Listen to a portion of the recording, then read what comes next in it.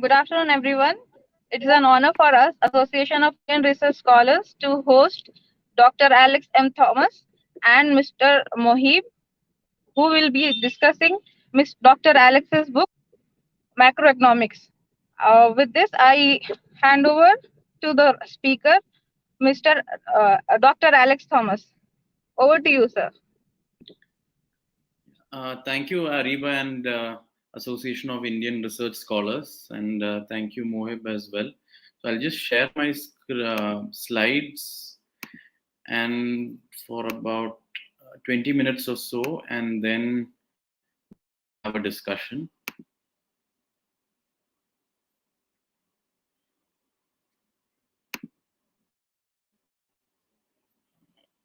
Yeah, so let me just begin by talking about what is the backdrop of writing this book. And I want to begin by talking about what is mainstream macroeconomics, or what is usually taught in universities across the world as macroeconomics. And that is really based on marginalist economics. And what is marginalist economics? It uses concepts like marginal cost, marginal productivity, marginal product, marginal utility. So these ideas somehow figure into mainstream macroeconomics. And sometimes this macroeconomics is also called neoclassical economics. But I'm not using the term neoclassical, especially because classical economics is different, and the term neoclassical economics somehow conveys that it's a continuation of classical economics and that it's an improvement over classical economics. So I'm rejecting the use of neoclassical economics, and I don't use that term really, but I stick to using marginalist economics. Now, what are some of the let me start from here then. What are some of the key propositions of mainstream macroeconomics that we study? One is that it uses a version of exogenous money, which tells that the quantity of money is given from outside the system, and the central banks have to control how much money is there in the system. An interest rate is somehow set within the money market. And associated with this is the idea of monetarism, which makes use of the quantity theory of money, which again assume if the economy is full employment, then an increase in price level is brought about by an increase in money supply. Another key feature of mainstream macroeconomics is its adherence to supply side growth theory, which is what we find in the work of economists such as Solow, Romer, and others that we study. Essentially, they make use of the aggregate production function. And especially Solow's growth model will suggest that if you have an increase in labor and in technology, or A, then we'll have economic growth. And essentially, this kind of a growth model does not account for and cannot accommodate aggregate demand deficiency. In a way, mainstream macroeconomics still carries with it the Say's law, which is essentially that supply creates its own demand, and it's not really able to tackle with aggregate demand deficiency. Another related Alex, proposition, yeah. if I may interrupt you, I think your slides are not visible. Oh, They're not visible to me. They're not okay. visible to, I think, on the YouTube link as well. Okay, so I don't, then let me just try it. Can you just try it again? Yeah. It's showing up here.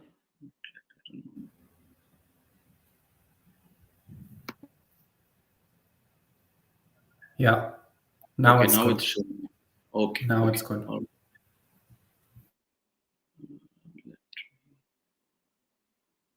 Okay. Yeah. Is it fine now? Yes, I can see the slides now. Okay. Yeah. So let me just repeat what I said. One was exogenous money. The second point was supply side growth theory. And thirdly, I spoke about supply creating its own demand. And it is a related proposition is also the idea that if you have a full employment level of savings, or when saving increases, rate of interest falls, which leads to an increase in investment. Or in other words, it is saving which causes investment, and saving and investment are equilibrated through the rate of interest. And this is also a very important idea, and this has implications for many other aspects in economics as well.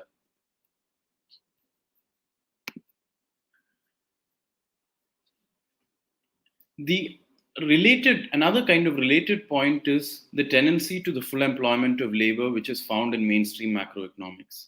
Now, the only way in which mainstream macroeconomics can accommodate for the reality of unemployment is to argue that somehow there are imperfections or rigidities in the system. This could be information asymmetry or some kind of wage rigidity. So, what this means is that unemployment is not a central feature of competitive economies. If there was competition or perfect competition, then we will not have a situation of unemployment of labor. And so, if this is like a snapshot of what I think mainstream macroeconomics is all about, and it is in this context that I want to think of my book as a departure. Before that, I need to talk a little bit about classical political economy, because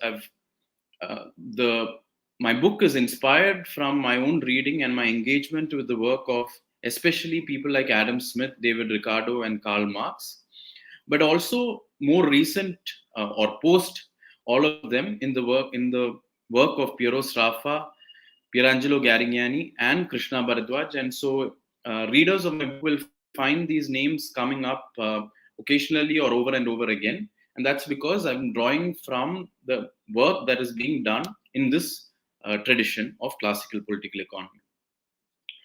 And here some of you might have a question, because classical economics is a term that is frequently used and adopted in mainstream macroeconomics textbooks.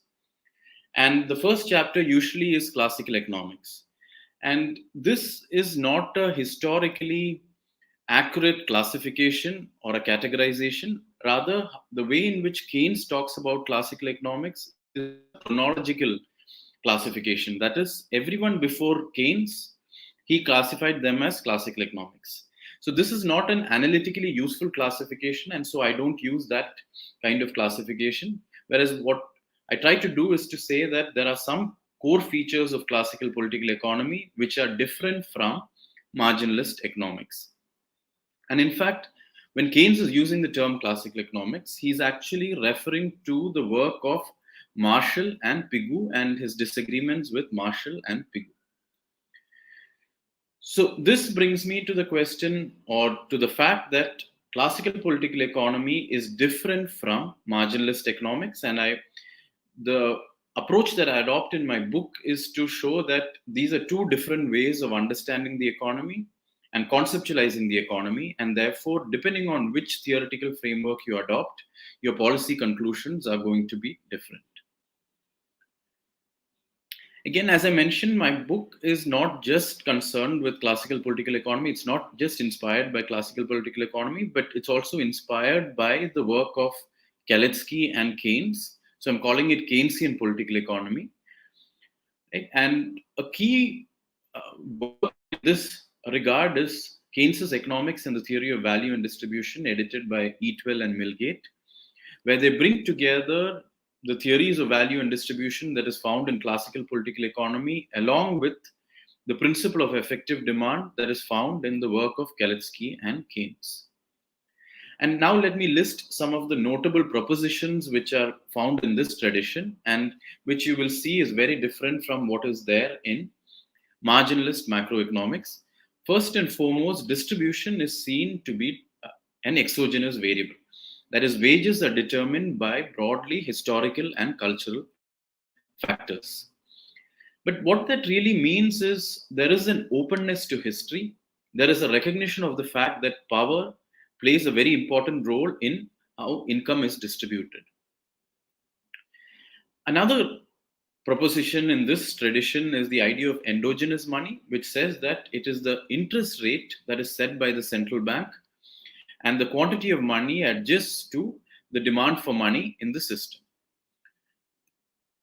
Another key proposition which comes from Keynesian and Kaleckian understanding is that it is investment which determines savings, and investment and savings are equilibrated through changes in aggregate output and income. And connected to this and related to the Keynesian political economy tradition, what we also have is demand-led growth theory, which tells us that growth is determined by the growth in aggregate demand, and more specifically, it is determined by the growth in autonomous elements of aggregate demand. So in my book, I try to distinguish between how marginalist economics deals with the core issues in macroeconomics and classical political economy and Keynesian political economy would deal with these issues in macroeconomics. And fundamentally, there is no tendency to the full employment of labor in this tradition of political economy. So, what does my book do then? It presents to the reader marginalist macroeconomics, but it takes a very critical position on this. I try to point out what are the limitations of it, what are the nature of assumptions, how do we think about this. And when it comes to classical Keynesian political economy, I have a more constructive approach to it. A point also, I refer the reader to new kinds of literature that has been published in this area. But it is constructive only to so much that we cannot directly apply classical Keynesian political economy into the Indian context. So the Indian context becomes important. So I tried to also develop a kind of way of understanding the Indian economy itself, but from the framework of classical Keynesian political economy. And two key features that I want to discuss today. I've dealt with other issues like informal sector, but today I just want to talk about agriculture, and I want to talk about power and how we understand structural power. Because for classical political economy, the idea of power is central. Although they are primarily focusing on the power distribution between landlords and workers, or landlords and capitalists and workers. But I think if we can expand that to accommodate other expressions and other ideas of power which exist within the Indian context. And so I engage with some of them in brief detail in my book. The question of caste, gender, religion, class, and also geopolitical power in the international arena. The way in which I talk about agriculture, and this is an extract that I've taken from the index to my book. When I'm talking about agriculture, I'm also talking about the role of caste. I'm talking about the link between agriculture and employment. What is the role of gender? Is there a link between agriculture and inflation? Or what are the connections between agriculture and informality? And the idea of interlinked markets, which is a concept Krishna Bharadwaj introduced, which also expresses a kind of power relationship between, let's say, a seller of seeds, a giver of credit within the agricultural market, and also what is the link between prices and agriculture. So these are some of the themes around agriculture that I discuss. When it comes to the question of power, again, I'm going to use an extract from my index. When we talk of wage bargaining, there is a particular recognition of power. And also, I have some passages where Krishna Bharadwaj engages with the question of power. Of course, caste is a particular expression of power, so is gender. And what is the link between primitive accumulation, an idea that is found in the work of Karl Marx? And how do we understand, let's say, how power operates in data generation, data collection, data dissemination, or in statistics? And I also have Abhay Saksa talking about the question of power from an Adivasi perspective. And so these are different ways in which I've tried to use the notion of power as a structural category, which arises from my reading of classical political economy within the Indian context. I want to talk a little bit about measurement in economics, because in a way, what we measure depends on how we conceptualize the macroeconomy. So in my second chapter, I deal with this, where the economy is situated in section 2.3 within the society and within the ecological framework.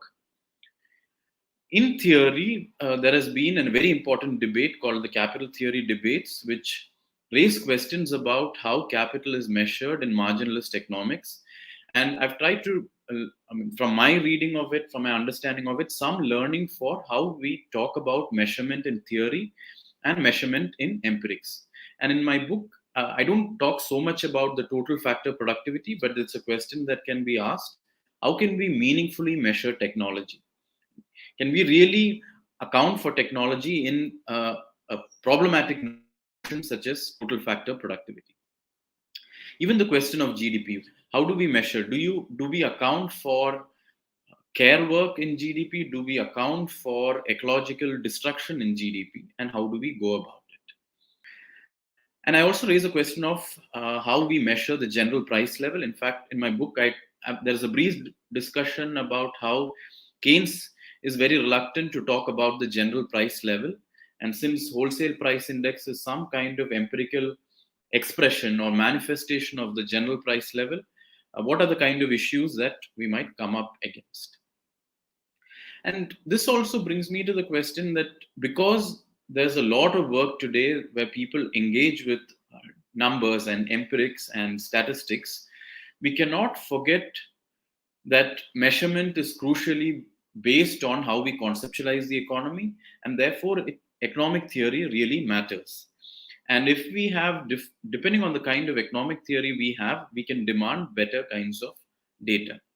And this is largely what I engage with in chapter 6. There is also some kind of a philosophical discussion here. If we understand measurement broadly as a matter of inclusion and exclusion, because if there is inclusion, there is of course exclusion. In that sense, the question of measurement is a deeply political matter, and which needs to be debated and which needs to be made transparent. And this has a connection to how we theorize the economy and how we conceptualize the economy. And this is my last slide.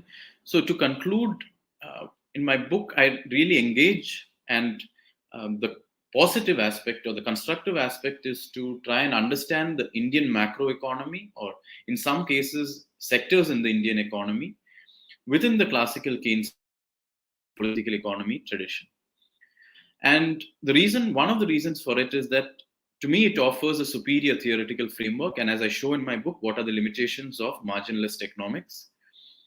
It is open to history and context, and that is the reason why I'm able to talk about the Indian economy in an easier fashion within this political economy tradition. It recognizes structural power and does not reduce power to some kind of imperfections or rigidities in the system like marginalist economics. And because of the way in which this entire framework is set up, I believe that it also offers a significant role for decentralized policies. Even if we are talking about fiscal policy, how can the state, the center, and the local governments work together? And how do we think of fiscal and monetary policies working together in targeting inflation, also in reducing unemployment? And to formulate good policies, it is important to not only have a macro understanding, as I use in my book, also a meso kind of understanding, which is what comes between macro and micro aspects. Or in other words, I'm talking about different sectors in the economy. And we need to have that understanding to formulate good macroeconomic policies as well. So I'll stop here. Thank you.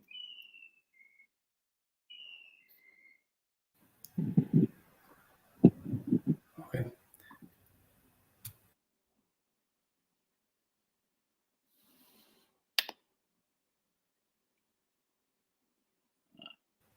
Ariba, we can't hear you. Thank you, Dr. Alex, for that succinct introduction to your book. Now I invite Mohib Ali to please take the discussion forward. Over to you, sir. Okay. Thank you, Alex, and thank you, Ariba, for inviting me. I will share my slides. Can you just let me know if you can see them? 1 minute.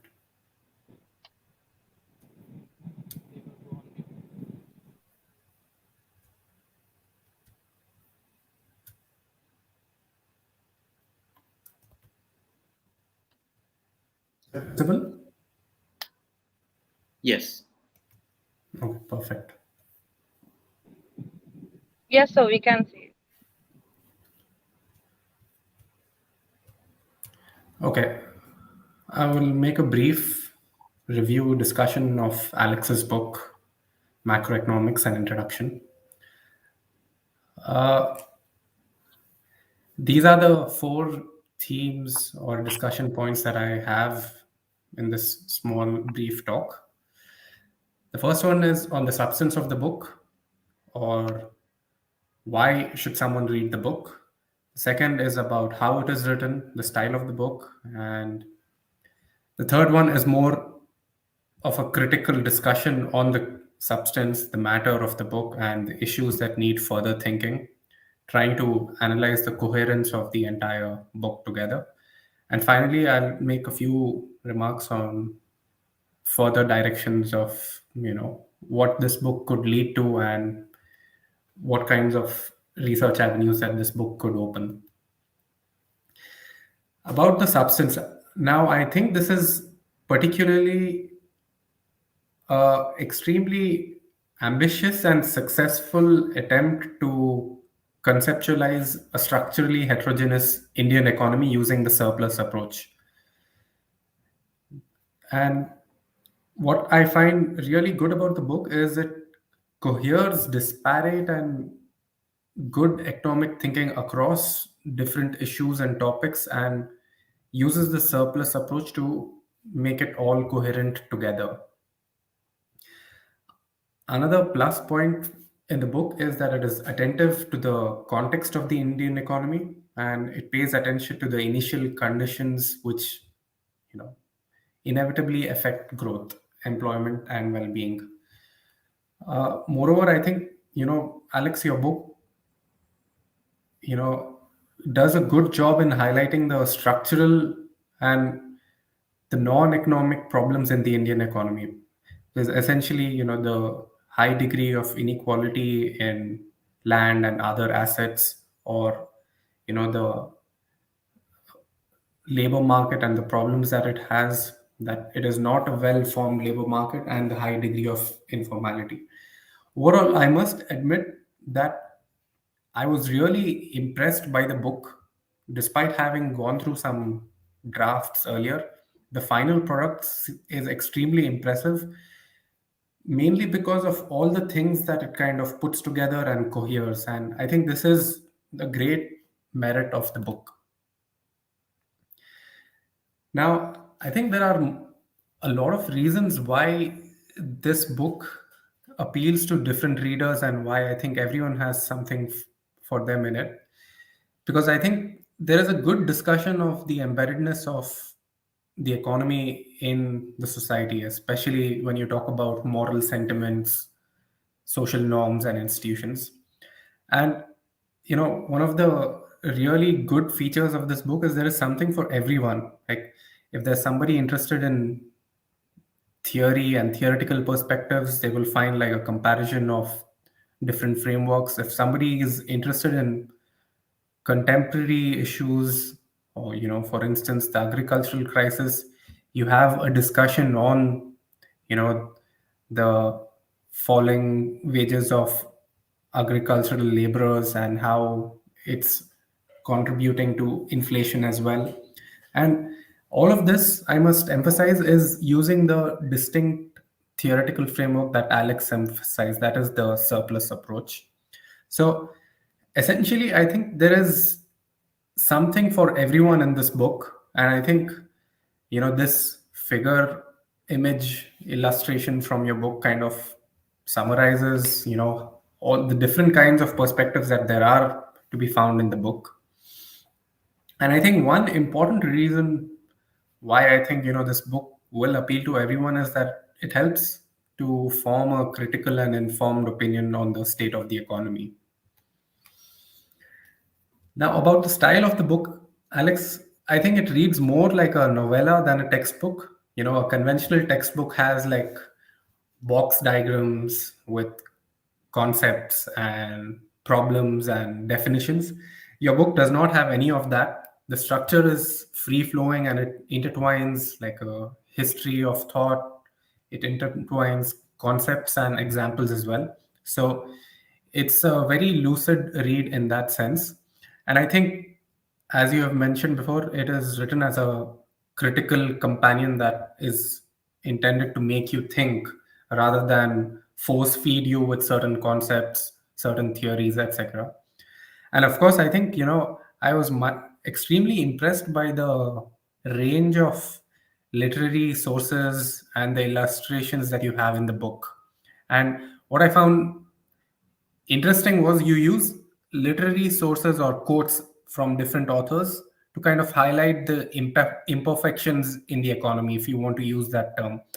For instance, you use quotes of how caste affects the labor market, or how household work is not considered, as part of workforce. And for these kinds of problems, you use literary sources. So I found this quite a interesting kind of strategy to bring in the embeddedness, as well as, to use that term imperfections in the economy. And about the style, I think, it was very ironic for me, because I think this reads like a postmodern literary text on political arithmetic. Now, I mean, for listeners who have not heard of the term political arithmetic, it is essentially a term which is found in classical political economy, which emphasizes a methodology which focuses on measurement of quantities of commodities in objective terms like weights, kilogram, height, etc. And what I find interesting about the book is Alex is writing a literary text on the method of political arithmetic instead of actually using quantities, numbers, etc. Now, in this slide, I have like a couple of critical comments and some, questions directly addressed to you, Alex. And, I think these are some of the issues that need thinking. And I mean, first of all, I think you've done a excellent job of kind of building and elaborating the surplus approach. This is what I meant when I said that you cohere a lot of disparate and good economic thinking across topics. You put them all together, right? Now, this is where I think perhaps, if you are going to write a second edition of the book, you would need to kind of make explicit some of the connections that you have in mind. Now, for instance, one of the main problems that I had in reading the book or some of the chapters was, the applicability of the demand led approach. I mean, you mentioned that, one cannot just uncritically apply and import the demand led approach to the Indian economy. And I think it's a disclaimer as such.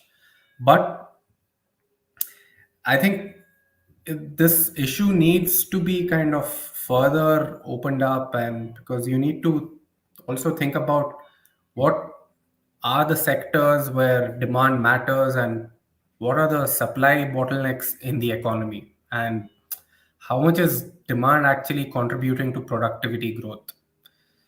This is one critical point. And related to this is also, the kind of references that you used. I mean, for instance, you use references of financialization of Aldo Barba and Giancarlo De Vivo, Now, I think these kind of examples, these kinds of hypotheses, perhaps are not so relevant to the Indian economy, although they are consistent with demand led growth. Now, a second critical point, I think, Alex, that I have about your book is that I think the reference point ought to be new consensus macroeconomics and not marginalist economics. Because already, there is a paradigm shift, and the macroeconomic regimes that we have in advanced economies as well as in developing economies is of new consensus macroeconomics, where you have an inflation targeting regime, and monetary policy controls the interest rate and inflation inevitably. So I think instead of marginalist economics, perhaps you need to kind of uh, develop new consensus macroeconomics and actually critically analyze it. And of course, I'm not at all denying that new consensus macroeconomics does not use marginalist concepts. Finally, I think another important lacuna in this book, Alex, is that you do not devote a lot of pages, uh, a lot of time to the question of wealth and income distribution in the economy. For instance, I think you write in different places of how there is conflict over the social surplus and how social norms and wealth play an important role in the labor market. But I think what needs more thinking perhaps is, what are the mechanisms through which, you know, income is distributed across different social groups in the economy. And obviously, one important uh, mechanism is through the state. For instance, the fiscal policies, the subsidies of the state, the tax breaks that it gives to certain, corporates. And I think all these are mechanisms which kind of determine income distribution in the economy. And I think, of course, you're dealing with macroeconomics and not with, let's say, primarily with distribution and inequality. But I do think that, there is a very complicated link in the economy between distribution and macroeconomic outcomes. Finally, I will conclude by suggesting, for some of the listeners and viewers, that the surplus approach developed in this book is actually an extremely fertile and interesting approach, which lends itself, as Alex mentioned, to politics. So, like I mentioned before, what are the mechanisms through which the social surplus is distributed? Right? For example, I think an important contemporary issue right now that we're seeing is, the declining share of agricultural incomes and the failure of structural transformation, where people working in the rural sector have been unable to find jobs in the modern sector in industry and manufacturing.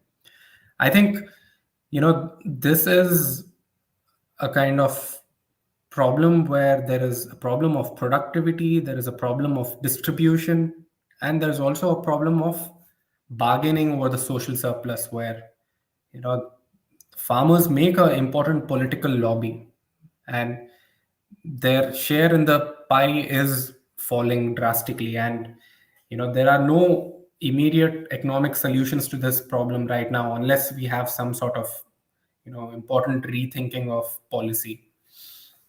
And finally, I think, Alex, I think you kind of mention across different chapters, the kind of uh, social norms, moral sentiments, and institutions that we have. And I completely endorse to this viewpoint that it is fundamentally good institutions which undergird economic growth. And I think perhaps if you're writing a second edition, if you can kind of highlight what are these institutions, regulations, and and which kind of sustain aggregate demand, since you are using a demand-led growth approach, and how they kind of foster demand, how do they create certainty in the business environment, and what is their role in economic growth. So overall, Alex, I think it was, you know as someone who has seen your own intellectual journey and someone who has also read some drafts of your book, I was extremely impressed by the the quality of the book, the fact that it has something for everyone. It has like a discussion of topics ranging from politics, history, statistical definitions. And I think that is one of the amazing features of your book. And I really wish that you write a second edition and kind of you know further develop the surplus approach. So this is where I will end. Thank you.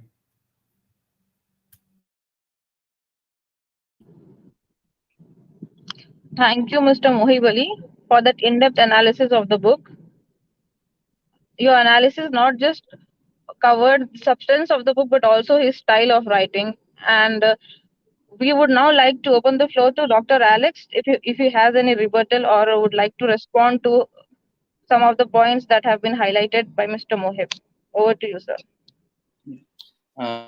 Thank you so much, Mohib. Yeah, thank you for reading. I mean, in detail. And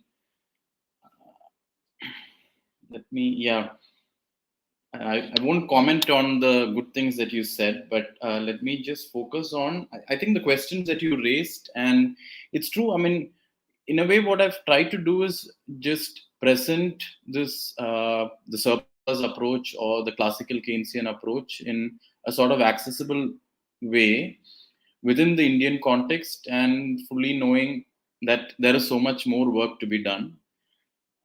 And so that with that kind of caveat, let me just try to tackle the questions that you have raised. One is the applicability of the demand-led growth approach to the Indian economy.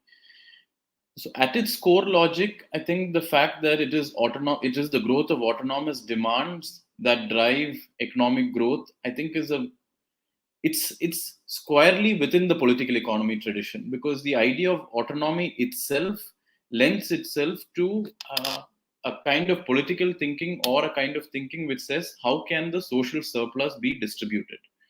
And in this context, we are asking the question, how can we achieve economic growth through a growth in autonomous elements of aggregate demand. And the autonomous elements of aggregate demand notably could be government expenditure. It could be autonomous private investment where it relates to technology or R&D. It could be exports of particular kind. So how can we formulate policies which promote exports? How can we formulate policies which spur research and development within the private sector? And then I think the question of what the government should do is central, because there, I think the other kind of political economy questions come in. How do we ensure that people have a good life, and or in terms of well-being, how can we ensure that? And there, I think it is important that government expenditure is devoted to creating capacity in the economy and productive capacity. And when I'm talking about productive capacity, I would say things like education, health, ecological infrastructure, right? Even government, the way we think of it, if we want to ensure that the marginalized groups are not discriminated, we need to have a good judicial system. We need to have a good institutions which support judicial system. And so there, state expenditure or government expenditure becomes important. So that's one. I think the way in which I feel the idea of autonomous demand driving growth itself can be made to understand that. And as I write in my book in one place, that because we have supply side constraints, now there are two options largely. Either the government can directly respond to some of those supply side constraints, whether it's storage in agriculture or some kind of transportation facilities, or it has to have some incentives for the private sector to be able to produce these things to ease the supply side constraints. So the demand-led growth theory is not saying that there are no supply side constraints, I think. And related to it, you mentioned productivity, and I was thinking I wanted to connect it with the question of measurement. I mean, we think of productivity and as if, it's a particular kind of measurement that, okay, we have a growth in, we have output which increases, or even at the same level of output, what is the contribution of the worker and what is the contribution of capital, however we understand it. But I have a sort of difficulty in trying to think of productivity itself as a concept, because how can we talk of capital productivity at all? I mean, if we really think of economics as being taking care of people at the center, in a way, all output is produced by labor, and then you think of labor productivity as just output by worker. But what other forms of productivity can we measure? And here I want to take it back to the problem if we look from an aggregate production function way, which is the Reserve Bank of India publishes this CLEMS database, which makes use of dividing output into what is the contribution of technology, contribution of capital, contribution of labor. So, I think we need to think more about how to measure productivity, and maybe from the surplus approach tradition itself.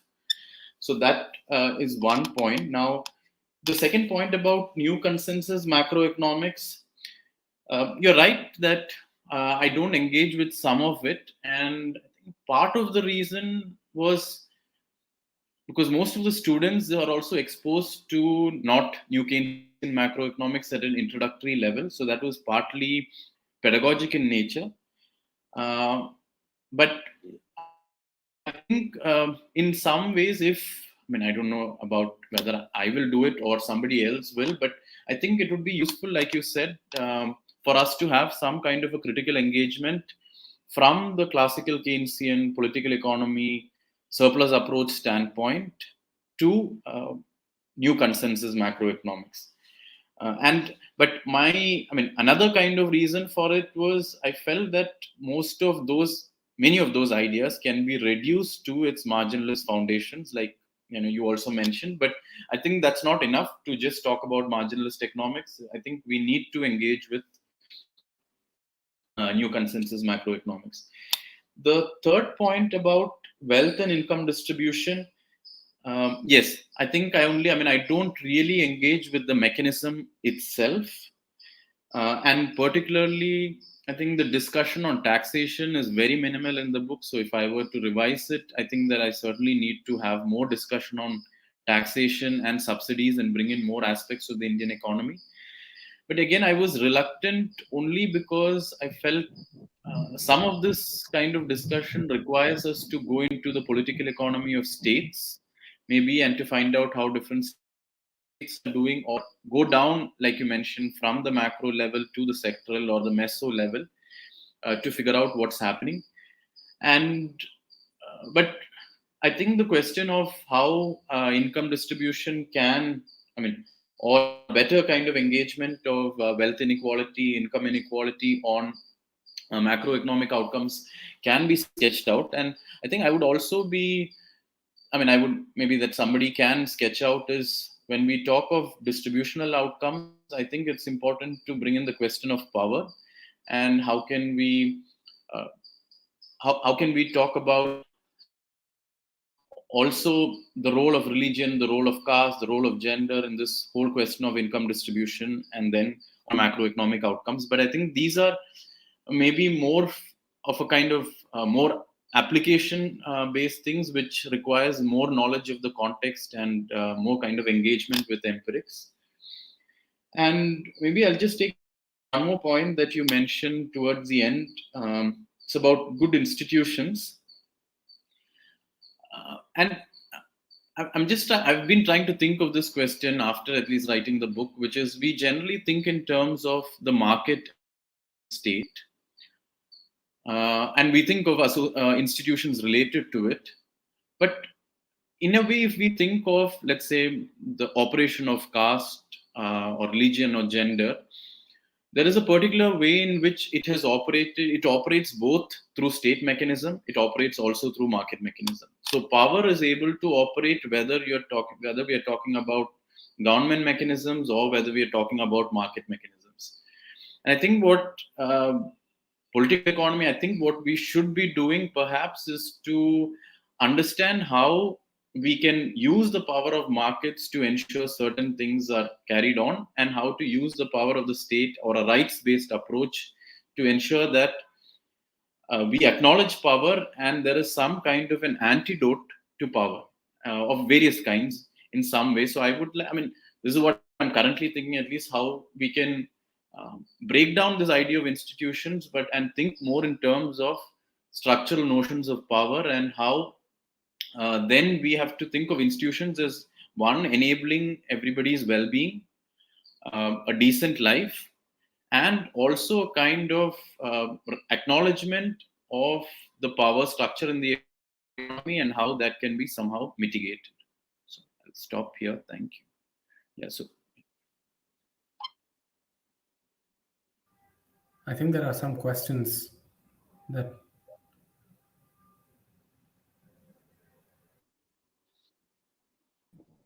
Sir, there are few questions from the audience. I will read the questions out for you. Okay. The first question is by Vivek. Is asking actually both the panelists. Do classical political economy theories have a viewpoint or critique on the idea of universal basic income? You, first, Dr. Alex can respond, and then I think Mr. Mohib Ali can also respond. First, I invite Yeah. Dr. I was going to say I'll let Mohib answer first, but okay, let me try to answer it. I mean, I don't know, but because again, these ideas are coming from a different context. But as having read classical political economy, I don't think it would be antagonistic to the notion of universal basic income, because ultimately it's about the question of well-being. But then there are other kinds of issues of, or let me just pose the question separately.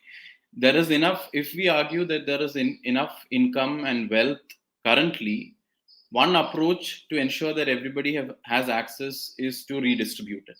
So one is that we can achieve some kind of well-being through a redistribution, whether it's politically feasible or not, at least conceptually speaking. Even universal basic income is a particular kind of redistribution, because if it is through taxes and it is through borrowing from the future. To me, political economy would rather argue for how we can achieve, let's say, dignity and self-respect. Now, if we as a society feel that we are okay with getting money from the government and we are happy with it, maybe it's okay. But if we think that for us it is important to have a job, be employed, and then get money, that is what is more important. And then there are also debates about, then will the government, or will we task the government to provide us with decent jobs, or will the government not take into account its responsibility of providing good employment? Now I invite Mr. Mohib Ali to respond to this. Over to you, sir. I mean, well, I think Vivek, to answer Vivek's question, I think my opinion on this is that classical political economy per se does not have like a economic rationale or reasoning to argue for, let's say, a particular configuration of income distribution. And in fact, I would, put the ball back in the court of the political scientists to say that it is essentially a politically determined outcome, like what kind of social pressures are there which, you know, kind of make the case for UBI more relevant. But there are some ideas or concepts in classical political economy, like the concept of basics or necessaries. And I think one has to reinterpret these ideas, like, concept of necessary to, let's say, talk about some public goods like healthcare or education. So I don't think there is a like straightforward answer about the configuration of distribution, but I think there are some concepts which kind of lend itself to income distribution which is determined by political processes.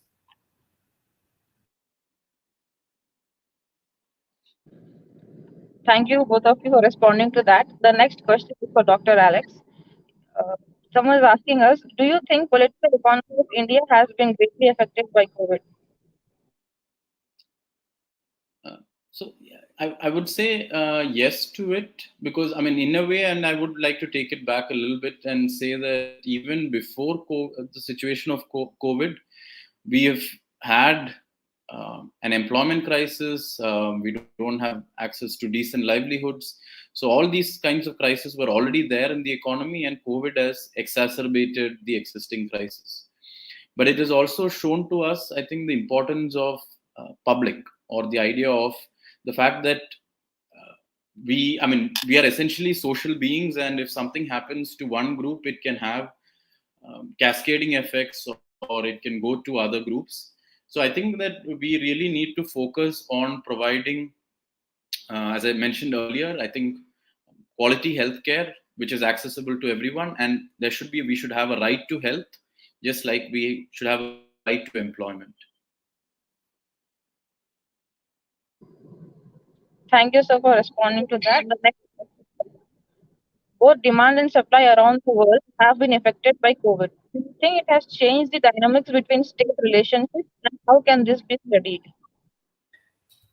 If I may take this question, well, Yes, sure. actually, Sir. and going back to what Alex, you were responding to the discussion, I think fundamentally in a Keynesian political economy, the most important role is of the state. For instance, you will not find Marxian political economy emphasizing the role of the state. For them, the state is, necessarily a extension of a capitalist class. But as soon as one adopts a Keynesian political economy framework, the question is, what can the state do? What are the range of things that the state can do, and can it stabilize the economy? Can it ensure fair distribution? And I think in the context of COVID also, I think one has seen like a range of responses by the state. I think in the advanced economies, the state has become bigger and more important than ever. It is now responsible for, I think, providing unemployment insurances and kind of, increasing its credit facilities to sectors which are, failing because of the supply and demand shock. So in the advanced economies, especially in the US and the UK, the state has kind of is kind of bailing out the entire economy. It's kind of making it keeping it afloat by, credit facilities, by subsidies to industries, etc. So I think the state is definitely playing a more important role than it played probably 10, 15 years ago. And I think this is now seen in the rising debt of the government. And within India, I think, obviously because the Indian state does not have such, fiscal capacity, I think it did not play the role that it should have even played in kind of, uh, providing some buffer to the crisis. And I think even apart from macroeconomic policy of the state, I think the state also plays an important role in just coordination. And I'm referring here to more of, let's say, uh, some sort of planned economy coordination, where, when you're in a wartime, the state kind of plans different activities and ensures, the supply of essential commodities in a wartime. I think that is the kind of role the state could have played in the Indian context with the COVID crisis, especially the kind of huge migrant crisis that we saw.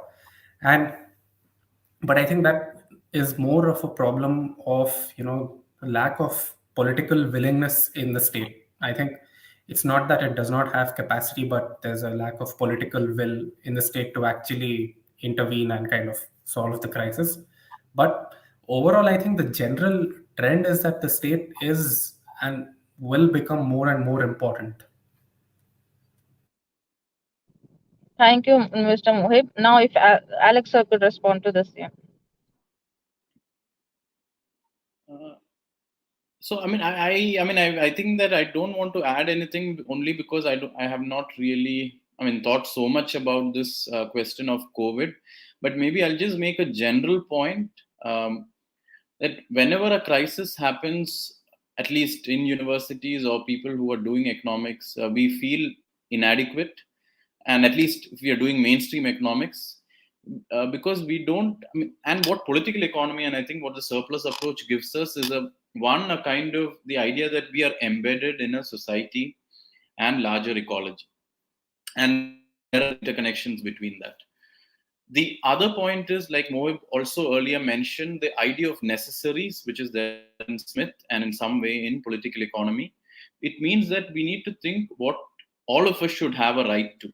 It is necessary for everyone. So if we have a right to proper health care, then these kinds of effects or these kinds of shocks can be mitigated. And thirdly would be the idea that of structural interdependence. Now this can manifest in the form of, if something happens to the agriculture sector, it has some kind of an effect on not just itself but also in another sector. So some recognition that we are structurally interdependent, the economy itself. And I think that these features are present in political economy, and using this kind of a broad framework to understand COVID, I think is one is to understand it, and also when something happens. And if we, let's say, if we had more data on how each sectors are interrelated, like if we have proper data on input output of what is happening in different states or what is happening in India, it means that we are able to formulate better informed policies as well. So I think that we need to really pay attention to what surplus approach or political economy is providing us, and then use that to create transparent and regular data, so that when something happens, we are able to act on the information that we have. Thank you, both of you, for responding to that. I think somewhere what you guys are trying to say is that this COVID has made us realize that the state has not been able to, the problems that are in the state were actually highlighted, and they became very apparent to everybody.